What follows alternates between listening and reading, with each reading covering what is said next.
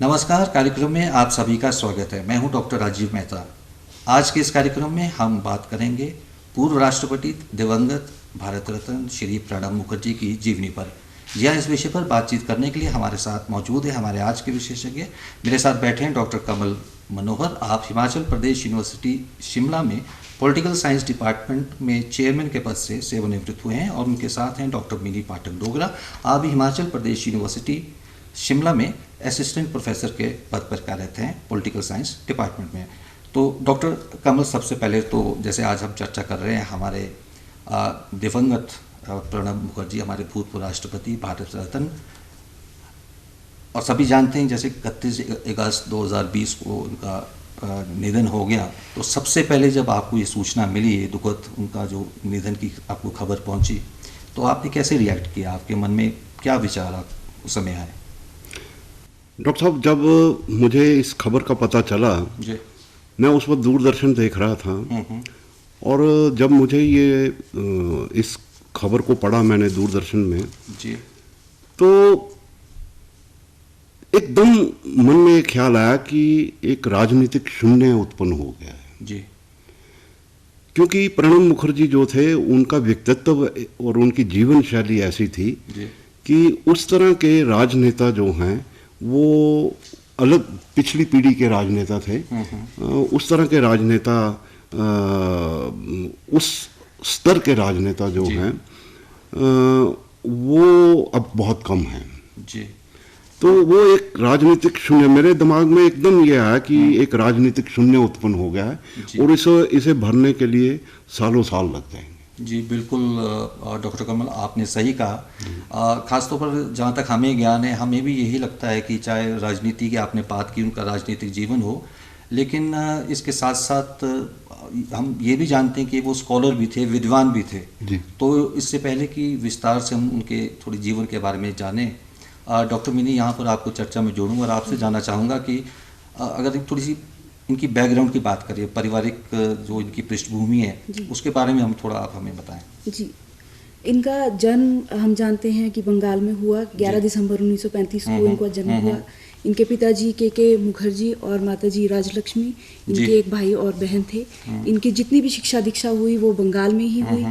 और इन्होंने बंगाल की यूनिवर्सिटी ऑफ कैलकाटा से ही राजनीति शास्त्र और इतिहास में मास्टर्स की उपाधि को प्राप्त किया। साथ साथ में इन्होंने LLB भी किया यूनिवर्सिटी ऑफ कैलकाटा से ही। अच्छा। पर बाद में इनकी परिपक्वता और इनकी दूरदर्शिता को देखते हुए बहुत सारी यूनिवर्सिटीज़ ने इन्हें मानक उपाधियां दी, ना सिर्फ राष्ट्रीय, अंतर्राष्ट्रीय, जो कई अन्य देशों से भी मानक उपाधियां प्रणब जी को प्राप्त हुई। तो इनका जो लालन पालन देखा जाए तो पृष्ठभूमि बंगाल से जुड़ी है और बंगाल से ही इनका राजनीतिक जो करियर है वो भी वहीं से शुरू हुआ। अच्छा, तो राजनीति का करियर जैसे आपने बताया कि जैसे विद्वान थे और डिग्रीज भी आपने बताया कि बहुत ज़्यादा इन्होंने ग्रहण कर रखी थी और सारी, तो ये राजनीति में आने से पहले उन डिग्रियों के अगर मार्फत हम बात करें एज अ स्कॉलर, तो उनके कार्य रहे? उन्होंने क्या कहीं कोई काम किया, कहीं कोई नौकरी की? शुरुआती दौर में इन्होंने जो सबसे पहला इनका काम रहा वो इन्होंने अपर डिवीजन क्लर्क की तरह शुरू किया था। बहुत सारे लोग शायद ये नहीं जानते होंगे कि पोस्ट एंड टेलीग्राफ में इन्होंने एक अपर डिवीजन क्लर्क की तरह काम किया।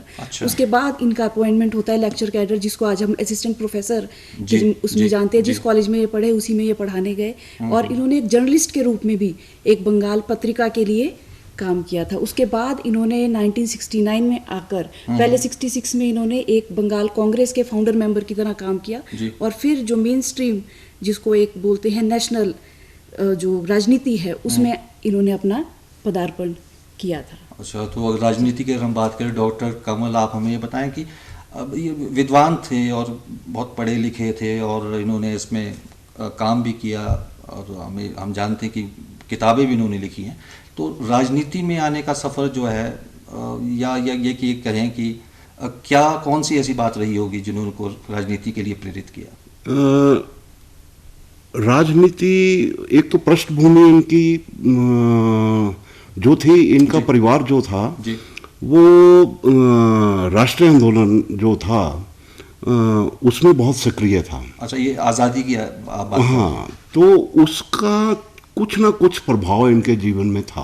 जी। इनके पिताजी जो थे वो सत्याग्रही थे, आंदोलनकारी थे, और आंदोलन के दौरान भारतीय जो आंदोलन था ये इसका राष्ट्रीय आंदोलन था और आज़ादी का आंदोलन था, उसमें वो 10 साल तक जेल में भी रहे। अच्छा। इनके जो पिताजी थे जी। तो उसका इनके ऊपर उसका प्रभाव तो था जी। और उसके अलावा इनकी अपनी एक व्यक्तित्व ऐसा था कि ये बहुत ही किसी भी चीज़ को, जैसे ये स्कॉलर थे, ये किसी भी चीज़ को इन डेप्थ उसमें घुसते थे, उसमें उसको अध्ययन करते थे, फिर जाकर कहीं ये अपनी बात को वो कहते थे। जी। तो जब ये 69 में, जैसे डॉक्टर मिन्नी डोगरा ने बताया कि ये 69 में जब राज्यसभा में आए तो उसके बाद फिर राजनीति में इन्होंने पीछे मुड़कर नहीं देखा। ये आगे की आगे बढ़ते गए, सीढ़ियाँ दर सीढ़ियाँ चढ़ते रहे और ये बहुत जल्दी कांग्रेस में ये एज ए नेता स्थापित हुए और इनके ऊपर इतना भरोसा जताने लगे सभी नेता कि ये 2-3 साल के बाद ही ये इंडस्ट्रियल डेवलपमेंट जो थी उसके मिनिस्टर बने। फिर उसके बाद ये अलग अलग उसमें मिनिस्ट्री में ये रहे, अलग अलग मिनिस्ट्री को संभाला। लेकिन देखने वाली चीज़ ये है कि ये जिस मिनिस्ट्री में भी गए, जिस मिनिस्ट्री का प्रभार इन्होंने संभाला, उसको एक नई दिशा जो है वो देने का प्रयास इनका रहा। ये इनकी एक बहुत बड़ी खासियत है। तो जब मिनिस्ट्री की जैसे हम बात करें तो मंत्रालय, तो डॉक्टर मिनी कौन कौन से इनके पास मुख्य तौर पर है? सबसे पहले तो जैसा डॉक्टर सर ने बताया कि 69 में ये राज्यसभा के मेंबर की तरह आए और उसके बाद इन्होंने एस्टेब्लिश कर लिया। 73 तक आते आते ही इंडस्ट्रियल मिनिस्टर बन चुके थे। पर जो मेन पोर्टफोलियो इनके पास आया वो 82-84 में फाइनेंस मिनिस्टर का आया और उस समय इनकी एक बहुत बड़ी उपलब्धि गिनी जाती है कि इन्हें उस समय वर्ल्ड के बेस्ट फाइनेंस मिनिस्टर की तरह माना गया। और उस समय हमारा जो भारत का इंटरनेशनल मॉनेटरी फंड से लिया हुआ लोन था, उसकी लास्ट इंस्टॉलमेंट इन्होंने पे की और एक उससे देश को एक रिसेशन से निकालने में बहुत बड़ी एक भूमिका निभाई।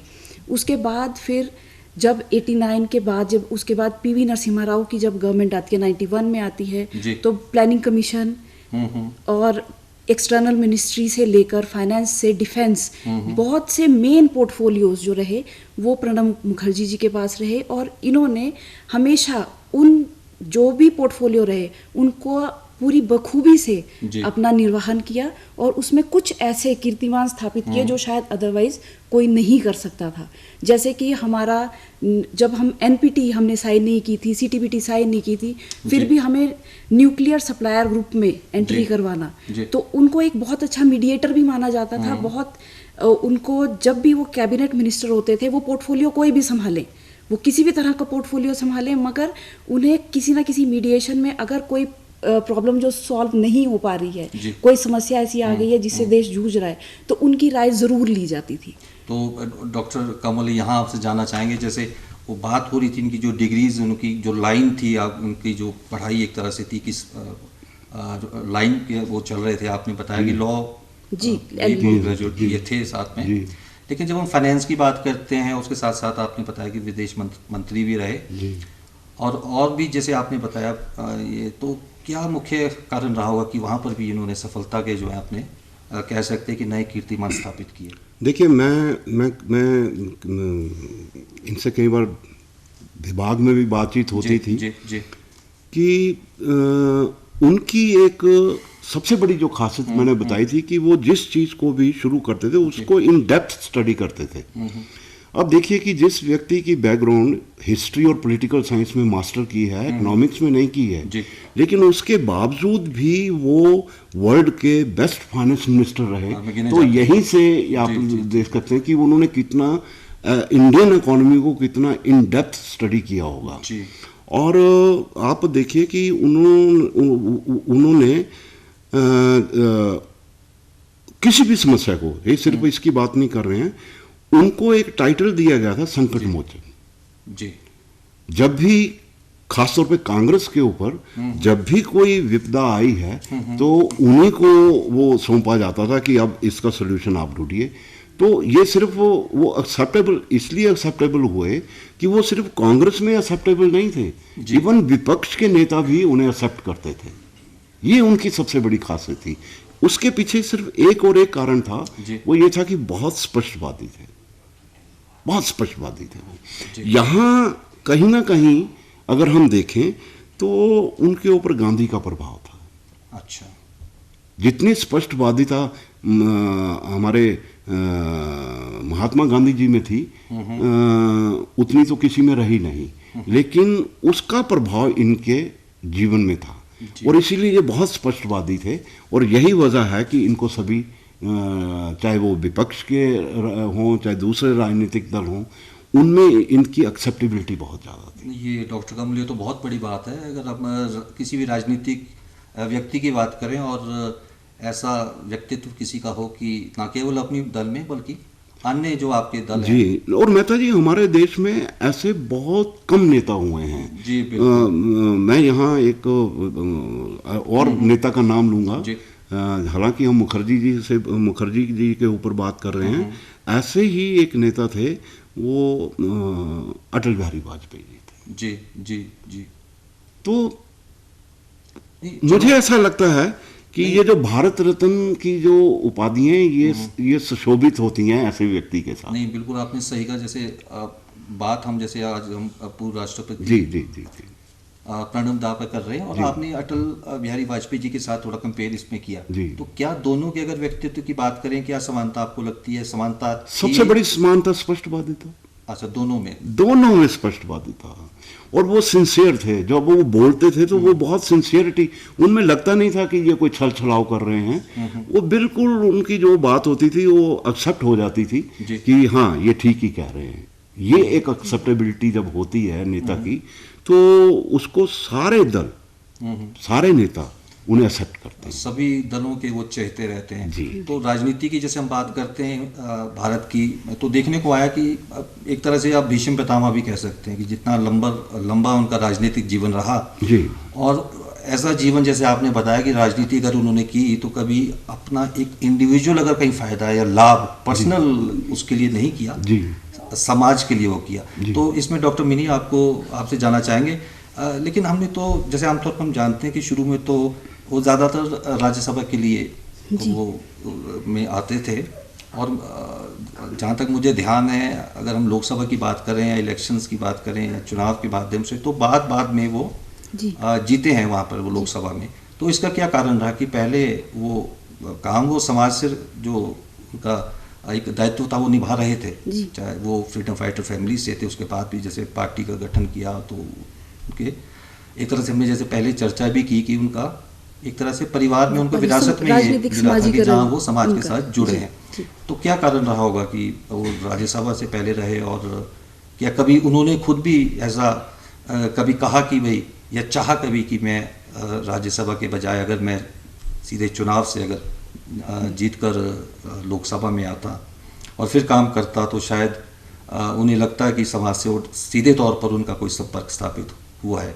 ऐसी कभी उन्होंने कोई बात कभी रखी या कभी कोई उनके ध्यान में, क्या कहेंगे आप? जी देखिए, इसको दो तरीके से देखा जा सकता है। एक तो वो खुद एक्सेप्ट कर सकते, बोलते थे कि मैं जनमानस का नेता नहीं हूँ, मगर अगर हम इसे दूसरे तरीके से लें कि राज्यसभा से ही वो बार बार क्यों आए, तो इसको हम ये देख सकते हैं कि कहीं ना कहीं उन्होंने अपने आप को एक बहुत अच्छे स्थापित मैच्योर नेता की तरह इस्टेब्लिश कर दिया था। उन्होंने अपने आप को उस लेवल पर उठा दिया था कि एक पार्टी उन पर इतना यकीन कर सकती थी कि वो चाहे लोकसभा से आए चाहे राज्यसभा से, हर बार वो कैबिनेट मिनिस्टर तक पहुंच जाते थे। तो ये कहीं ना कहीं हमें पता चलता है इस बात से कि उनकी मैच्योरिटी का इससे कोई लेना देना नहीं है कि वो लोकसभा से आते हैं या राज्यसभा से, मगर उनका जो परिपक्वता है उनकी, वो बार बार उनको कैबिनेट मिनिस्ट्री, यहाँ तक कि ये भी कहा जाता है कि 2007 में उनको प्रेसिडेंट कैंडिडेट की तरह खड़ा किया जा सकता था, मगर क्योंकि वो यूनियन कैबिनेट मिनिस्टर में इंडिस्पेंसिबल थे, यानी कि उनके बिना शायद यूनियन कैबिनेट नहीं चलती, इसलिए उनको प्रेसिडेंटशिप नहीं दी गई और इसलिए उनको 2012 में प्रेसिडेंटशिप के लिए खड़ा किया गया। तो वो लोकसभा से आए या राज्यसभा से, कहीं ना जी। कहीं वो जनमानस का प्रतिनिधि करते थे। प्रतिनिधित्व तो उन्होंने जनमानस का ही किया, जी। और जो भी उन्होंने फैसले लिए वो कहीं ना कहीं जनमानस को जोड़कर लेने वाले ही जी। लिए। उसमें आरटीआई जैसे, कुछ फूड सिक्योरिटी जैसे, कुछ जो उन्होंने फैसले लिए अहम, वो जनमानस के साथ ही जुड़े थे। जी बिल्कुल। डॉक्टर मिनी, डॉक्टर कमल, जैसे डॉक्टर मिनी ने बताया कि वो स्वयं भी कहते थे कि वो जनमानस के लीडर नहीं है, लेकिन फिर भी ऐसा क्या गुण उनमें रहा होगा कि जनमानस की अगर बात करें, बाद में तो हमारे वो महिम राष्ट्रपति पद तक, सर्वोच्च पद तक भारत के वो बने, पहुँचे, लेकिन जनमानस जो है, चाहे किसी भी दल से वो हो, आप कह सकते हैं कि विशेष दल भी हैं, आपने कहा कि सभी दलों में उनका कुछ ना कुछ, सभी उनके चहेते वो बने रहे जी। तो दलों की बात अगर हम अलग छोड़ दें, एक आम आदमी की बात करें, आम जनमानस की बात करें, तो जैसे ही एक सूचना, जैसे खबर ये जब उनके अभी दिवंगत ये निधन इनका हुआ, जी। तो एक तरह से इस पूरे भारतवर्ष में आप कह सकते हैं कि शोक की लहर तो दौड़ी, जी। चाहे वो किसी भी दल से आपका जी। जी। क्यों ना रहा। तो उसमें कोई विशेष गुण अगर आप यहाँ वर्णित करना चाहेंगे तो आप बता सकते। जी, मैं यहाँ पे उनको एक उपमा दी गई थी। वो उपमा थी अजात शत्रु। अच्छा। अजात शत्रु जिसका कोई शत्रु ही नहीं है। अच्छा। और खास तौर पे राजनीतिक शत्रु कोई नहीं है। राजनीतिक शत्रु का मतलब कि he was acceptable to all the leaders. जी जी। और वही मैं जो आपको बता रहा हूँ कि वो स्पष्टवादी था, और जो सिंसियरिटी और जो ऑनेस्टी थी उनके अंदर, जी। जिस भी कार्य को करते थे, तो वो भेदभाव नहीं था कि ये मेरे राजनीतिक दल को इससे फायदा होगा, उसको होगा। वो क्योंकि जनमानस के हित के लिए, जहाँ फिर उससे भी ऊपर राष्ट्रीय हित के लिए वो जो करते थे, राष्ट्रीय हित के लिए करते थे, तो उनके लिए राष्ट्रीय हित सर्वोपरि था। जी।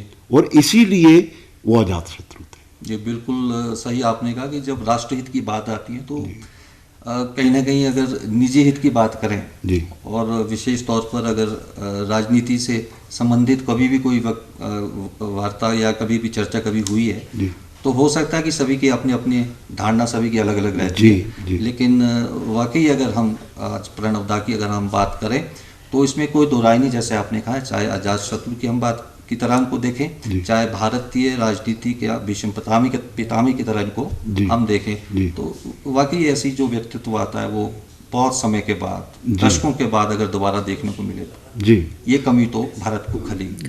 एक और मैं थोड़ा सा यहाँ बताना चाहूँगा कि डॉक्टर साहब उसमें उनमें एक और खासियत थी कि उनका जो विजन था वो बहुत दूर तक का था। विजनरी नेता जो होते हैं वो बहुत दूर तक, तभी राष्ट्रहित उनमें ज़्यादा था जी। उनका जो विजन था वो राष्ट्र के साथ जुड़ा था। तो आप देखिए कि उन्होंने बहुत पहले एक जो बुक्स लिखी हैं, जी, जी, जी। उन्होंने 9 किताबें लिखी हैं। अच्छा। और उन किताबों में देखें तो उन्होंने भारतीय जो इकोनॉमी है, भारतीय अर्थव्यवस्था, उसके ऊपर बहुत पहले उन्होंने जो चैलेंजेस आने वाले हैं,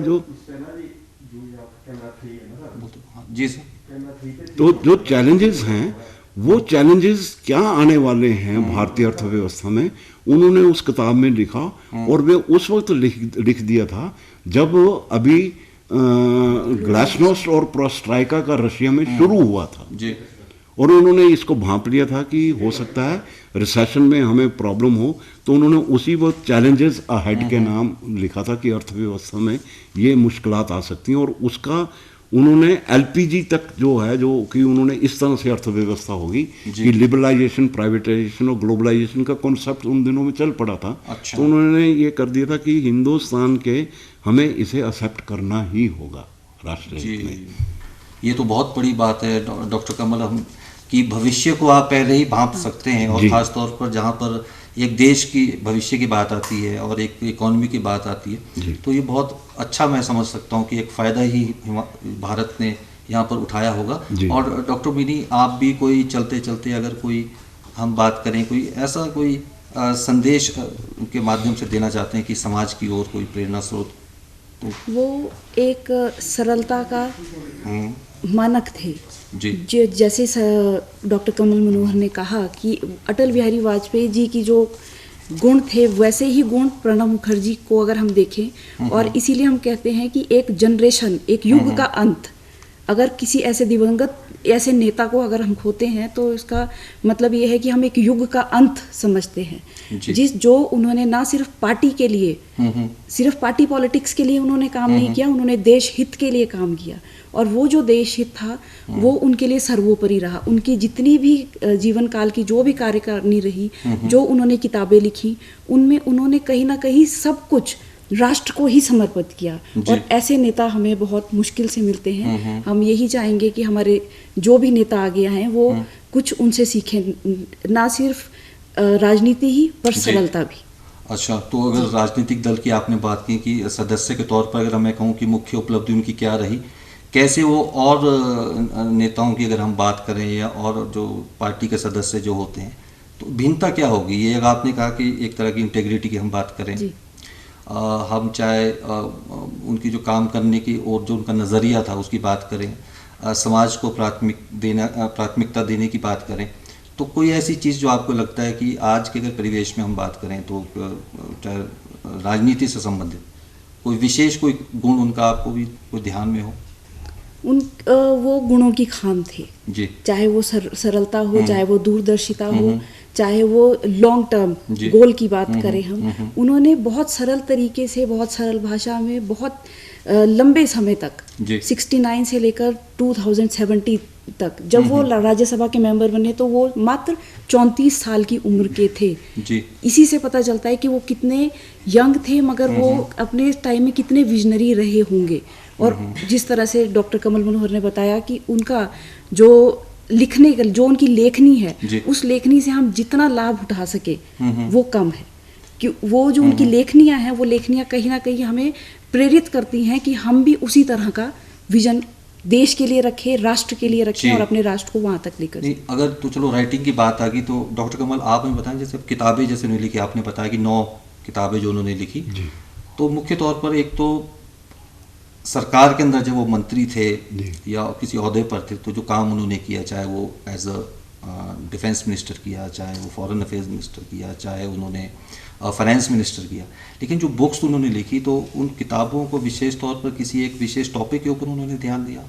नहीं, उन्होंने बहुत अलग अलग उसमें लिखी हैं। अच्छा। उन्होंने एक किताब लिखी है मिड टर्म पोल जी, जो उनकी वो किताब है, और उसमें उन्होंने उस वक्त की सिचुएशन जब मिड टर्म पोल शुरू होते थे, उन दिनों में भारत की जो राजनीतिक परिस्थितियां थी उनके ऊपर बहुत गहरा अध्ययन करके उन्होंने ये किताब लिखी थी। और देखिए कि जो मैं एक्सेप्टेबिलिटी कह रहा हूँ कि वो सबको एक्सेप्ट थे। जब उनको निमंत्रण मिला, हमारे जो एक संस्था है आरएसएस संस्था जो है, और उनका जब मोहन भागवत जी ने उनको निमंत्रण भेजा, उन्होंने उसी वक्त उसे एक्सेप्ट किया और वो वहाँ गए और उन्होंने वहाँ कैडर को एड्रेस भी किया। हालांकि वो किसी और विचारधारा के साथ जुड़े थे, लेकिन यहाँ से देखिए उनकी सोच देखिए कि विचारधारा अपनी जगह होती है, लेकिन अगर शेयर करने हैं अपने विचार तो आपके लिए ये राजनीति कुछ नहीं है, आप तो अपने विचार शेयर करना चाहते हैं। तो वहाँ गए, उन्होंने उसको एड्रेस किया और उन्होंने देखिए कि उनके मन में भी कुछ नहीं था, उन्होंने उन्हें अपने सेशन को एड्रेस करने के लिए बुलाया। ये बहुत ब्यूटी है, देखने वाली चीज़ है। तो डॉक्टर कमल, ये भी तो बहुत बड़ी बात है कि आप अगर राजनीतिक जीवन में भी हैं तो चाहे विचारधारा आपकी कोई भी हो, अगर आपने समाज के हित के लिए कार्य करना है, समाज को ध्यान में रख के ही आपने आगे बढ़ना है, कुछ करना है, तो निश्चित तौर पर ये तो अवश्य है कि कम से कम आपके जो संस्कार आपके कहीं ना कहीं की वजह से आप ऐसा कर पाते हैं। और दूसरा कि किस प्रकार से आप अपने साथियों के साथ आगे लेके, और ख़ास तौर पर अगर हम ये भारतवर्ष की अगर हम बात करें, किस प्रकार से सभी दल में जो आपने कहा कि चहेते वो बने थे, और भारतीय राजनीति में बहुत से लोग हमारे जो हम कह सकते हैं कि भीष्म पितामह हैं, तो एक हमारे प्रणब दा भी थे। तो आज अगर हम बात करें, जैसे अपनी जीवनी के बारे में हमें बताया, चाहे उनके पारिवारिक पृष्ठभूमि के बारे में हमने बात की, उनकी जो पढ़ाई किस प्रकार से उन्होंने की, उन्होंने एज अ विद्वान उन्होंने भी काम किया, बुक्स लिखी, किताबें लिखी, आपने का वर्णन भी किया। और इसके साथ साथ अगर राजनीति में खास तौर पर जब विशेष वो भारत में मंत्री पद पर रहे, जी जो उनका जो काम सराहनीय रहा पूरे अंतर्राष्ट्रीय, अगर हम जगत की बात करें वहाँ पर भी उनको एक तरह से आप कह सकते हैं कि अप्रिसिएशन मिली जी है। जी जी जी और अंत में तो भारत का जो सर्वोच्च पद है जी राष्ट्रपति का, वहाँ तक आसीन होना, जी। ये बहुत बड़ी एक राजीव जी एक देखिए कि जी। वो इतने एक्सेप्टेबल थे जी टू ऑल सेक्शंस। हम्म। वो सिर्फ भारत में नहीं, वो विदेश, जैसे आपने बोला विदेश में भी थे। हमारे पड़ोसी देश बांग्लादेश ने भी एक दिन का शोक मनाया है। जी, बहुत बड़ी बात है। और ये हमारे लिए भी एक तरह से भारत उन्होंने- की बात करें तो हर्ष जी, का एक विषय जी, हो सकता है कि जी। हमारा एक जो नेता है वो न केवल भारत में बल्कि बाहर भी विदेश में भी जी, वो जी, जी, जी। लोकप्रिय है। जी। तो ये था हमारा आज का कार्यक्रम। आप आज हमारे स्टूडियो में आए और हमारे दर्शकों के साथ इतने अच्छे विचार जो प्रणब दास से आपने उनके जीवन के बारे में, जीवनी के बारे में हमें अच्छी तरह से विस्तारपूर्वक वर्णन किया। आपका बहुत बहुत धन्यवाद। तो आज के इस कार्यक्रम को दीजिए समाप्त करने की आज्ञा। नमस्कार।